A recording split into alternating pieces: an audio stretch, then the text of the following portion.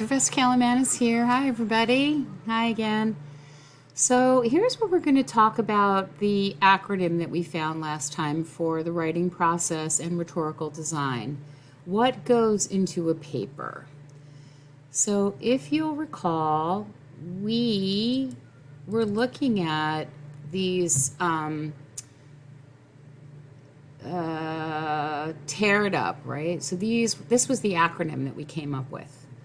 It's a way for you to remember everything that goes into the paper. Now, you're probably looking at this one and you think, oh, this is thesis. But actually, the thesis is not until down here. So I just want to talk about how to set things up so that you're actually referring to your own writing rather than responding only to the texts. So this is really when we start to think about what happens after summary. Here's the paper design. Tear it up. Now, things to think about, because I think that students often assume that they already know how to do this, and then that's where you get into trouble, because this is actually a new skill for many of you. So let's just think for a moment about how we're going to look at this. Here's the first word, tear, and it stands for title, epigraph, argument, rhetorical design. Now, the title needs to be original. So when you're given an assignment, you definitely don't want to say summary of graph. You want to say something like graph, the hidden intelligence, and why it matters, right? You want to sort of point the reader towards what you're responding.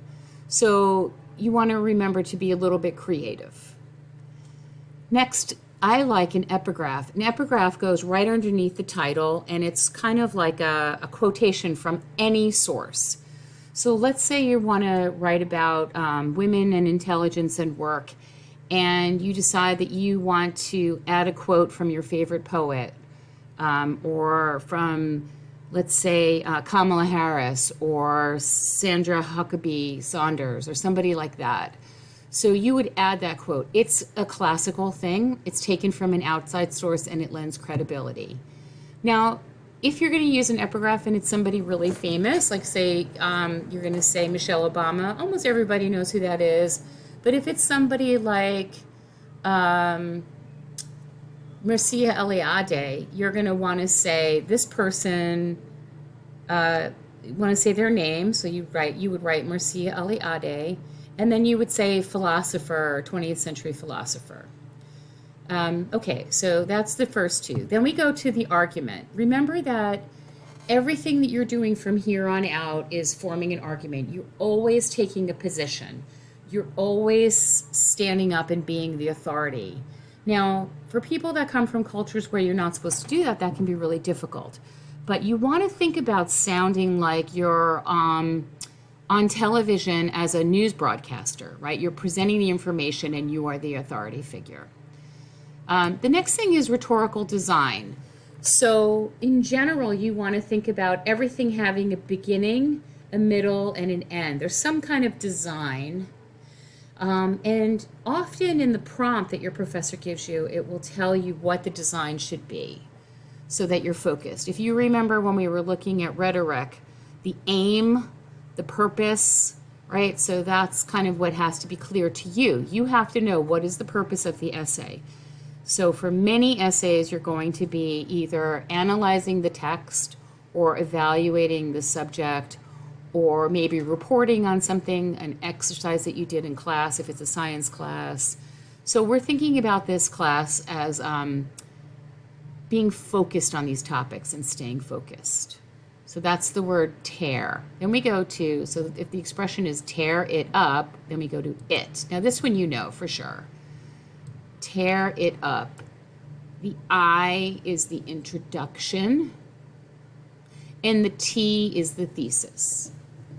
Right, so an introduction, just thinking about how you started with these summaries for this unit. That is a very good way to introduce the ideas, to say, Graff and Rose and Slaughter and King have said the following. But I am proposing this, right? So you're going to imagine that you are introducing your paper to a friend. You want to think about being careful. You want to explain your terms and you want to slow down. So this is where students sort of say to me, oh, well, I used a source information. So in the introduction, you want to write from your perspective. So just a paragraph or maybe two at most, just kind of talking about what you're doing in the paper, what the topic is, what the overall feeling of the paper is, and we can talk more specifically about the kinds of introductions that you can do. But just remember to slow down and use your own words. Try to really trust that you're going to use your own words. So you could say something in your introduction like, I have a cousin who's very intelligent, but he didn't get an education. He's running his own driving school now, and he's very successful, never went to college, right? So you can kind of think about what you're saying in that introduction that might draw someone in. That's called the hook. So after you've started to introduce the topic, that's when you put the thesis in. So the thesis comes early on in the paper. And why is that? It comes early on in the paper so that your reader can see where you're going. So imagine that you're making this argument. Now, I like to say as a college writer, the one sentence that should be very clear and have no grammatical errors should be your thesis. So part of this unit, we're going to propose a thesis, and then people are going to comment on it. So you definitely want to think about, are you taking a position? Is it something that can be arguable? In other words, it's not just a statement of fact, and it's not opinion. It's an educated statement about the topic. So we can talk more about that if you are struggling with that. But we're going to look at your thesis because you're going to post them, and then I'll give feedback and we'll talk about how to write a better thesis. Okay, so if you remember the phrase, right, it's tear it up. So this is the tear, and this is the it, the introduction and the thesis, and then the up. Okay, so the up stands for understanding and proof. Now, I know you know how to do the proof thing because all of you are very, very good at copying and pasting into a paper. So that's not really an issue. We will talk about how to format it. But you definitely want to think about whether or not you understand your paper. And if you don't understand your paper, then I don't understand your paper.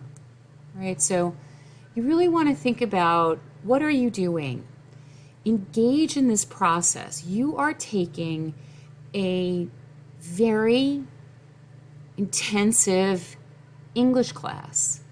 If you were trying to learn, let's say you were trying to learn Swahili, you would go to South America and you would South Africa, you would immerse yourself in that language. So it's the same thing here. Engage in the work. So students have this habit from high school of just kind of doing what's asked of them. College isn't like that. This is something that you're choosing to do. So you have to understand it, and you have to remember that writing is a two-dimensional experience, right? The only thing I can grade, I don't grade your effort. The only thing I grade is the written assignment. So I can acknowledge that you've put in a lot of effort, but if the writing is bad and I don't understand it, you're not going to get a good grade. All right, so remember, understanding and proof. So that's how we do it. We tear it up, and you can do this. You can definitely do this. Just to review one more time, right? Here it is. You give it a title. You start with an outside quote called an epigraph. You make sure that you have an argument, and you make sure that you're using rhetorical design. Then you go to an introduction that is slow and explains what you're going to do. It includes your thesis. Make sure that the writing is understandable. And then you definitely want to offer proofs. And these are short papers, so maximum 5 proofs. Good luck with everything. See you next time.